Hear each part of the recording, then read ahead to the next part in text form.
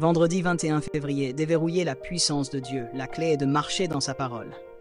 Car rien n'est impossible à Dieu. Luc 1, 37.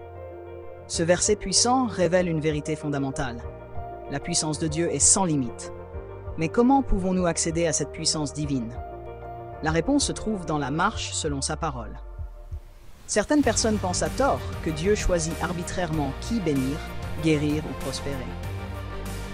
Pourtant, Jean 3,16 nous rappelle « Car Dieu a tant aimé le monde qu'il a donné son Fils unique, afin que quiconque croit en lui ne périsse point, mais qu'il ait la vie éternelle. » L'amour et la provision de Dieu sont disponibles pour tous. Il a déjà accompli sa part. La question essentielle est donc la suivante. Comment rendre les promesses de Dieu réelles dans nos vies? Comment nous connecter à la puissance qu'il a déjà mise à notre disposition? Le sacrifice et la résurrection de Jésus sont des faits historiques. Mais comment deviennent-ils une réalité vivante dans notre quotidien? La clé est simple mais profonde. Marchez dans la parole. Accueillez la parole de Dieu avec une foi enfantine.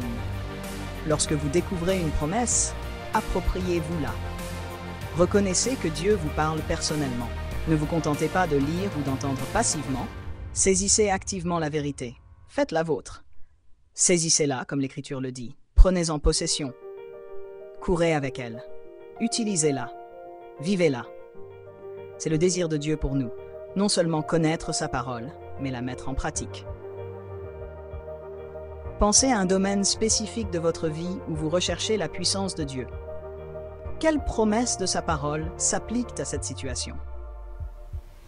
Avez-vous simplement lu ces promesses ou les avez-vous vraiment prises à cœur, les rendant personnelles et vivant selon elles? Réfléchissez à la manière dont vous pouvez passer de la simple connaissance de la parole de Dieu à une marche active en elle, permettant ainsi à sa puissance de transformer vos circonstances. Nous espérons que ce message vous a été une bénédiction.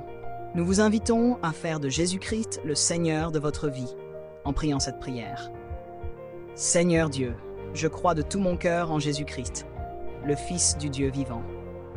Je crois qu'il est mort pour moi et que Dieu l'a ressuscité des morts. Je crois qu'il est vivant aujourd'hui. Je confesse de ma bouche que Jésus-Christ est le Seigneur de ma vie à partir de ce jour. Par lui et en son nom, j'ai la vie éternelle. Je suis né de nouveau. Merci Seigneur d'avoir sauvé mon âme. Je suis maintenant un enfant de Dieu. Alléluia. Félicitations. Vous êtes maintenant un enfant de Dieu. Partagez ce message avec d'autres pour leur apporter de la joie.